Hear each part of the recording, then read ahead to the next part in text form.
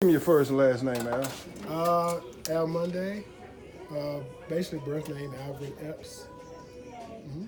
And Al, how long have you been with Paradise? I've been with Paradise about off and on the first time about 2.5 years, and the last time go around in the Redbird Mall area about 8.5, 9 years. About 8.5. And so you were at the Redbird location for how long? Basically about 8.5 years. At Redbird? Yes, at Redbird. So that would have put us at about 2011-10. About 2011. About 2011. Okay. So I'm gonna move. Let me try to get this right.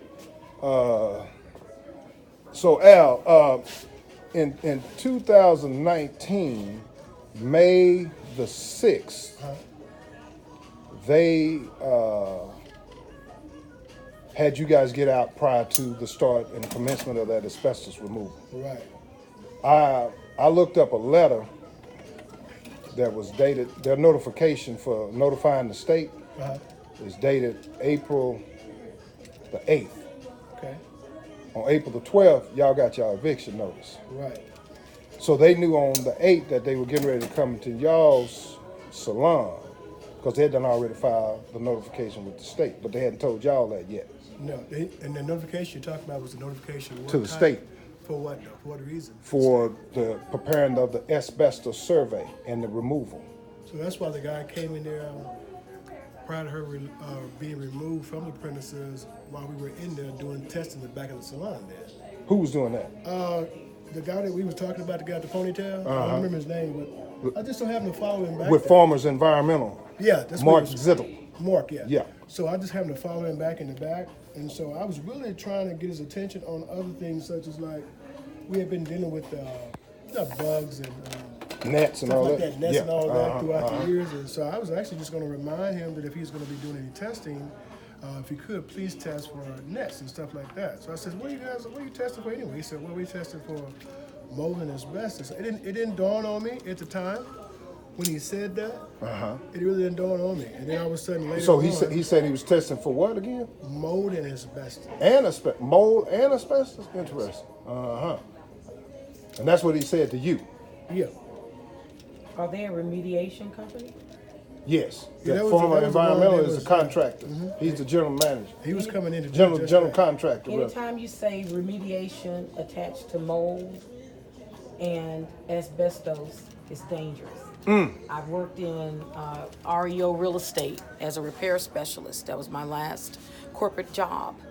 And as a matter of fact, I was working there with a company doing exactly that, repairing, approving repairs to houses that have been vacated and were getting ready to be put back on the market. And I worked with asbestos and mold remediation companies. So in your opinion, it's bad. It's dangerous. It's terrible. Right? It is very dangerous. So very the dangerous, and state- you can't remove it with just the spray or scraping.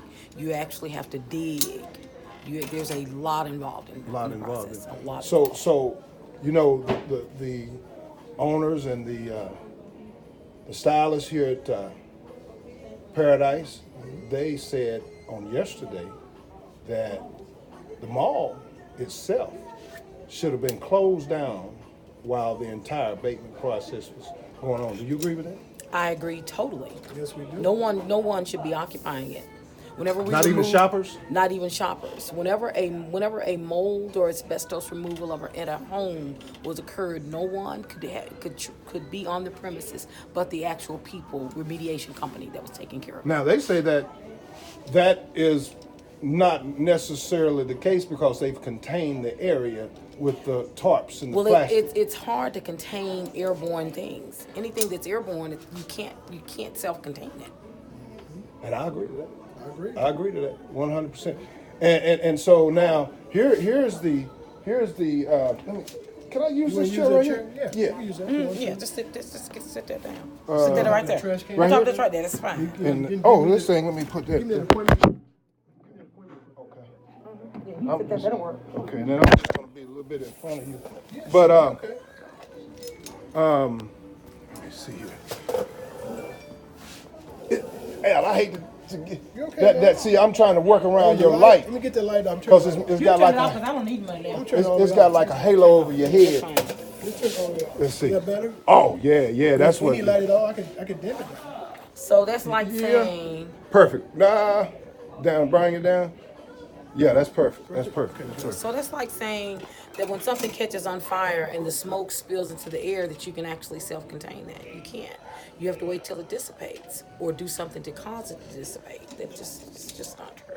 Well, the state has indicated that the only way you can be exposed is through the disturbance of the asbestos. Now, how do you feel about that? Okay, disturbing the asbestos. Well, how do you explain the years that asbestos was found in other areas, in and around buildings that people never ever actually, let's take for example, West Dallas. There were areas, factories, buildings around the West Dallas area that children and people were never exposed to directly, but indirectly, and they were tested years and years later, and they found that they had traces of asbestos. Years later. How do you how do you explain that? So, and then It contradicts everything. It does, and then okay, well, let's just play the silly game. Let's say that's true. They're always, and the entire time I was getting my hair done there, they were always working on that mall. They were always drilling or doing something and putting something in it, which would cause something to be airborne or disturbed. And we know they found asbestos there now. Yeah. Exactly. So it's been there, and then it's been disturbed. and then they built that at a time that asbestos was prevalent in everything. 1975. Okay, well, in the 70s It and was 60s there. and before, everything pretty much was prevalent, asbestos. So, I mean, and then they were always working on the mall, and then it changed its name 2 or 3 times. So, And it went bankrupt in 2008, and then foreclosed. okay, there we go. You see, and the guy that initially bought it went to jail and prison for. He's a convict. Well, I just, The ZR, the first owner, after Bartolo. Okay, yeah. But now here's another discovery that I like to run by you all, and that is the containment piece. Like we said, you guys arrived there in 2011, Yes. right? And Maybe so, April or so. yeah, okay. Let's just say 8 years ago. To be just let's say 8 years ago. Okay. It was a dollar store. Okay. You guys renovated it and Yes. became the paradise that it is today, right?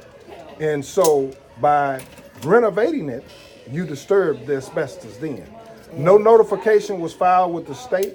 No. No asbestos survey was done, am I correct? No. And the floor was completely removed because Ms. Ruby said she put over $10,000 in the floor and she removed the whole I floor. was actually the first person ever working there. When I started working there, what I actually did is came to meet Miss Ruby. When I met with her the same month, that floor was on a pallet. So they'd already did the scraping or whatever to the floor, but prior to them putting the pallets of the floor This is down. the new floor. That was a new floor. And This it was was also tile. putting the walls up. They was doing the tiles to the floor. It was putting the walls up at the same time. And so at that point, I believe they was disturbing asbestos at that time. Now I'm gonna show you where they did it, Al. If you tell me this, you saw the tile, right? Yeah, on the pallet, yes. So what was on the floor before you guys put the tile there? What type of floor? It was just a straight floor that actually may have been like stripped or whatever, such as that. And did you all put the tile on top of it? I didn't see that portion, but we had to do some type of application for the tile to be placed down, of course. So did the old floor come up? Most likely did, yes. So you got it down to concrete. Right. So when you got it down to concrete, guess what's under that flooring? Okay. That's the black mastic.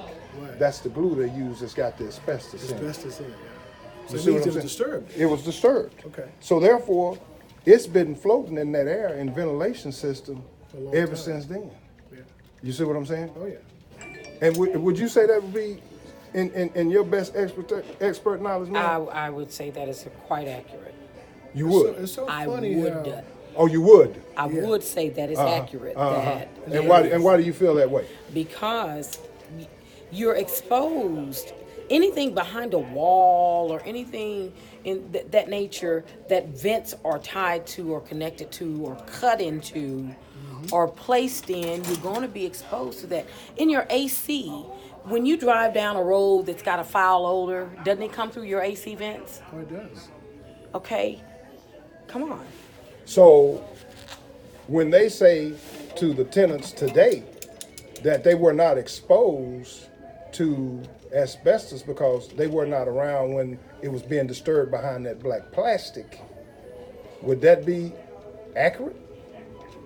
That they were not That exposed the because it mall, was behind. No, the workers. Plastic is not going to contain what's airborne, sir. That's what I figured. It's It's just not going to contain it. It it's not gonna won't. contain it. That's just like saying a fire that's in a house or in a building. If this building caught on fire, the smoke is airborne from what's going on in here. Right.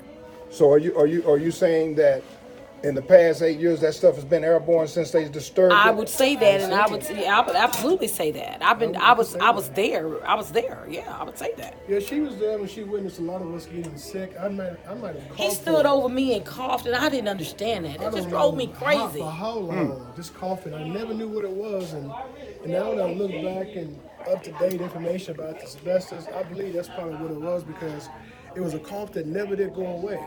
I kept saying, well, I'm going to go to the doctor the next week. I'll go next week. And something said, well, this ain't getting any better. Then finally, I started thinking that, you know what, maybe it's just a cold. But then I realized it wasn't a cold.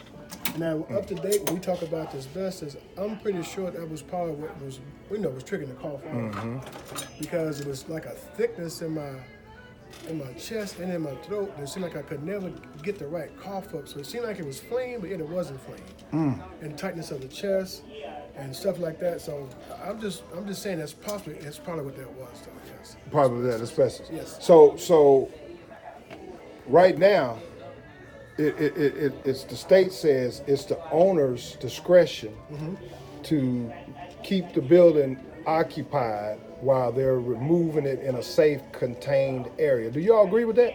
We don't agree with that. Why? First of all, why would you go right after you remove us from the building?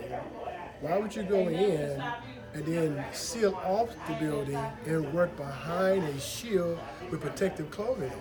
So if it's that safe, why would you do that and isolate the building? You gotta have a sign that it says it's dangerous, stay away, asbestos removal. That contradicts what they're saying. So do you feel that this mall is taking advantage of profits over people's health?